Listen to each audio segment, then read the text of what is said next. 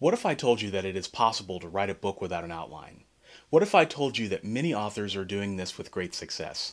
And what if I told you that there was a roadmap, a guide, an exact playbook to writing your next book without an outline? In this video, I'll be digging into Writing into the Dark by Dean Wesley Smith, which teaches writers how to write without outlines.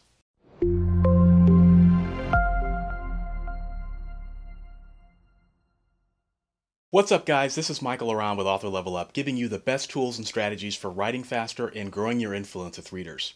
This is the kickoff to a new video series where I'll be covering the best books on writing craft and talking about the ideas behind them on a deeper level to help you write better and faster. For me personally, the foundational book that changed everything for me was Writing into the Dark by Dean Wesley Smith. I credit much of my prolific output to this little powerful but often misunderstood book. Dean is a USA Today bestseller, and he wrote many of the Star Trek novels that I read as a kid. He's written over 100 novels and hundreds of short stories in many genres. Together with his wife, Christine Catherine Rush, he runs WMG Publishing, which publishes all of Dean and Chris's books. They also facilitate online and in-person workshops for writers with great writing advice that you can't find anywhere else. His writing courses are game changers, guys. See my WMG workshop review video for more info. So let's talk about the big idea in Writing into the Dark, which is this. Writing without an outline is a scary proposition for most writers, but it can be done. But outlining is such a deep-seated habit because it's taught so widely in schools. It's what teachers and college professors are recommending to their students, and people are often reluctant to do the opposite of what they learn in school, even many years later as an adult. Most writers are trained to think that they need an outline, when in fact, some of the best creativity comes from spontaneity. There's no one way to do anything, and I'm not telling you that you need to stop outlining, but many long-term professional writers like Dean have learned to ditch outlines with great success. I found Writing into the Dark in 2015, which was the perfect time in my life. At that time, I was frustrated with how much time I was spending on outlining. For my Android X trilogy, I had actually tracked how much time I spent on every phase of the book, down to the very minute, and it looked like this. I spent 20% outlining, 60% writing the first draft, 20% revising that first draft, and 60% of my time for this entire series was actually spent writing. If you look at that on a grade scale, that's a failing grade. The other 40% was not spent writing at all, and most of my emotional struggles were during that 40%. And you know the worst part? I didn't even follow my outlines most of the time. The characters led me down different paths. So if I was spending all this time writing outlines I didn't follow, why was I outlining again? So I wanted to find a way to eliminate the emotional roller coaster of writing a novel. You know, the ups and downs, both emotional and production-wise. Your novel is awesome one day, horrible the next. You're writing one day, not writing the next. I don't like that. I prefer consistency, and I told myself that I'd rather reduce my time spent on outlining and revising, even if it meant spending a little more time writing the book. Right around this time is when I found Writing into the Dark. It was the answer I needed.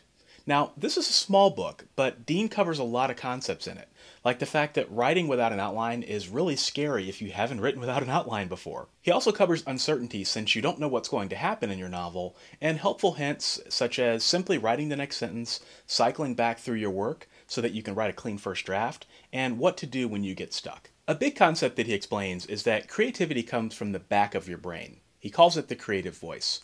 Others might call it a muse or your subconscious, similar idea, right? But when we outline, we do it from the front of our brain, which is more logical and critical. Dean calls this the critical voice. This part of the brain's job is to keep you safe, so anytime you have fear, the critical voice jumps in to protect you. And it will tell you that your work sucks, or that you should quit, or any other kind of silliness, anything to make the fear go away. And in this case, that's the fear that you can't write without an outline. The critical voice is not your friend. It's logical and not creative. It wants to stop you from finishing your book, and it kills many writing careers every single day. Dean refers to it like a parent who's looking out for a child. The creative voice is your friend. It's insanely creative if you let it be, but it's a sensitive thing. It's easily suppressed and stops cold the moment the critical voice starts speaking. In order to thrive, it needs ample room to play. If the critical voice is like a parent, then the creative voice is like the innocent, optimistic, playful child. You've got to let that child out to play, and you've got to let that child out to play as much as possible. Dean's point is that writing in its most pure and engaging form can only happen when you learn to suppress the critical voice and let the creative voice do its job. Easier said than done. I consider this book to be not only a helpful book, but also a manifesto on how to be endlessly creative. Here's the number one idea from Writing Into the Dark that changed my perspective on everything. It's not even a popular section or a common highlight. Most people will probably miss it. That idea is this. Writing Into the Dark takes a belief system and story. It takes a trust that your creative voice knows what it is doing, and it takes a vast amount of mental fight to let the fine work your creative voice has done alone and not ruin it with your critical voice. Writing as a belief system. That got me thinking about my relationship with religion. I believe in a higher power. I can't prove it though. For example, I could tell you about an emotional experience that gave me faith, but you can't see it. I can't really convince you that a God exists. Yet I still choose to have my own belief system because of faith. Faith is believing in something even if you can't see it, even if you can't prove it. Without faith, you don't have a belief system. It's the cornerstone on which any belief in anything intangible rests. I'm going to get philosophical for a minute, but for me, writing is sacred, and it's as sacred as prayer. When I sit down and write and simply trust my creative voice and have full faith in it, I'm connecting with something higher than myself, for reasons beyond myself. Because I don't outline, I never know where my story's going to go, but I trust my creative voice, and it always, always, always comes through for me. It has not failed me, not even once. But that, like belief in any major religion, takes an incredible amount of faith. And guys, I'm not an overly religious person. When I decided to put Writing Into the Dark into action, I tried it with Old Dark, book 1 in my last Dragonlord fantasy series. Side note, I wrote my book Old Dark into the dark. Get it? I wrote this book with no outline, no idea of what was going to happen except an image of the first scene in my head. The story is one of the most interesting, twisting narratives that I've ever written. It's a story of Old Dark, a supreme dragon lord who has ruled the world for hundreds of years with brutality. He's a supervillain. When an assassination attempt on his life goes wrong, he falls asleep and wakes up 1,000 years in the future in a society ruled by his enemies. The story starts off in a Game of Thrones-like high fantasy type world, but as I explored it, it morphed into a futuristic urban fantasy as you follow Dark on his quest to seek revenge and reclaim power. It has a lot of plot twists, a lot of players, politics, and is quite Shakespearean in tone.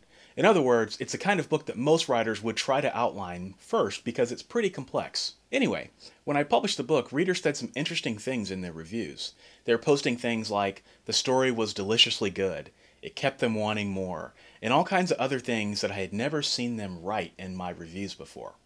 That's when I knew I was onto something. So let me bring this full circle for you. I was frustrated with outlining. I committed to stop doing it. I followed Dean's Writing Into the Dark method, wrote an entire series without an outline, and readers praised me for it and didn't even know the difference. And ultimately, my story and characters were better for it. All of that because I trusted my creative voice to do its job. If that's not a success story, I don't know what is.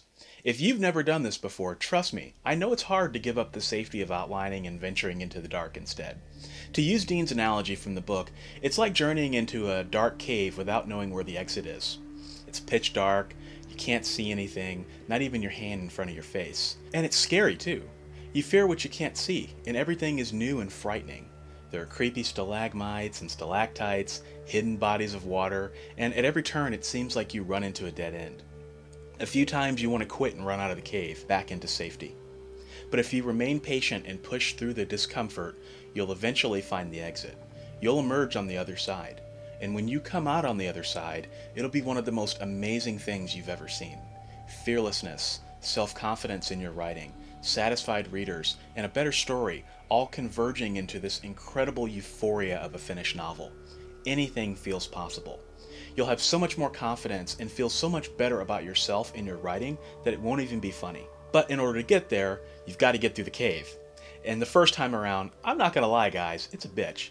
But it gets easier every time you do it as long as you have faith and trust your creative voice. Writing Into the Dark is available at all major retailers in ebook and paperbook formats. You can grab your copy via the links below. I hope that this book will be as transformative for you as it has been for me. And if you like this video, check out the rest of the videos in this series where I dive into writing craft books and explore them on a deeper level. And if this is your first time watching, I'd love to have you subscribe. Every week I publish videos just like this one to help you write better and faster and grow your influence with readers. So thanks for watching, and I'll see you in the next video.